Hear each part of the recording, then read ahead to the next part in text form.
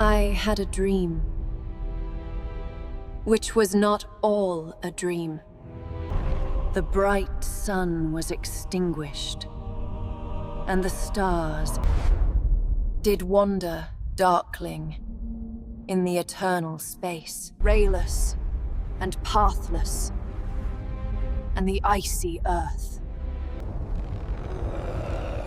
swung blind and blackening in the moonless air. Morn came and went, and came, and brought no day. And men forgot their passions in the dread of this their desolation. And all hearts were chilled into a selfish prayer for light.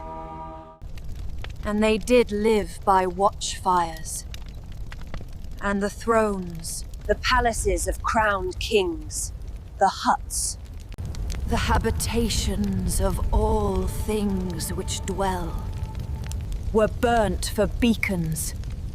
Cities were consumed, and men were gathered round their blazing homes to look once more into each other's face. Happy were those who lived within the eye of the volcanoes and their mountain torch. A fearful hope was all the world contained. Forests were set on fire, but hour by hour, they fell and faded, and the crackling trunks extinguished with a crash, and all was black. The brows of men, by the despairing light, wore an unearthly aspect, as by fits the flashes fell upon them. Some lay down and hid their eyes and wept, and some did rest, their chins upon their clenched hands, and smiled.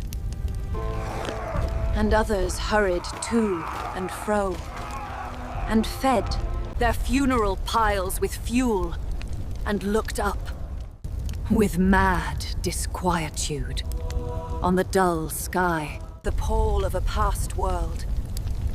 And then again, with curses cast them down upon the dust, and gnashed their teeth and howled. The wild birds shrieked, and, terrified, did flutter on the ground and flap their useless wings. The wildest brutes came tame and tremulous, and vipers crawled and twined themselves among the multitude. Hissing but stingless, they were slain for food. And war, which for a moment was no more, did glut himself again.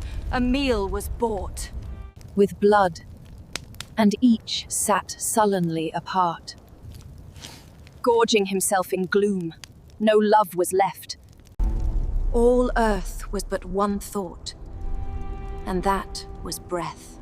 Immediate and inglorious, and the pang of famine fed upon all vitals men. Tried, and their bones were tombless as the fish. The meager by the meager were devoured. Even dogs assailed their masters, all save one.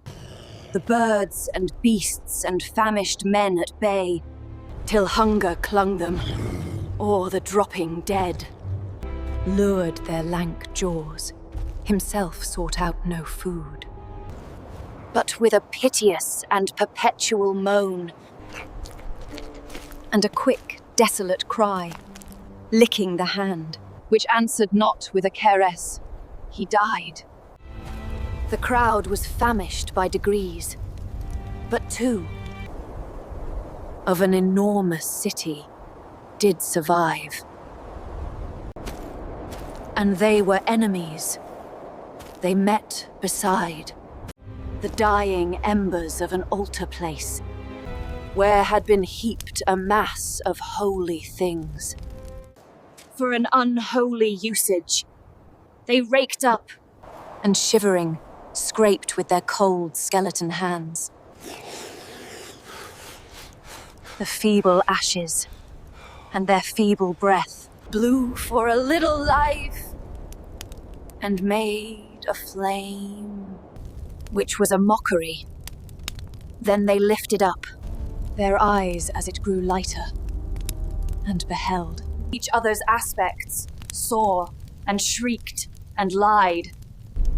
Even of their mutual hideousness they sighed, unknowing who he was, upon whose brow Famine had written fiend. The world was void. The populous and the powerful was a lump, seasonless, herbless, treeless, manless, lifeless. A lump of death, a chaos of hard clay. The rivers, lakes, and ocean all stood still, and nothing stirred within their silent depths. Ships, sailorless, lay rotting on the sea, and their masts fell down piecemeal as they dropped. They slept on the abyss without a surge. The waves were dead. The tides were in their grave. The moon, their mistress, had expired before. And the clouds perished. Darkness had no need of aid from them. She was the universe.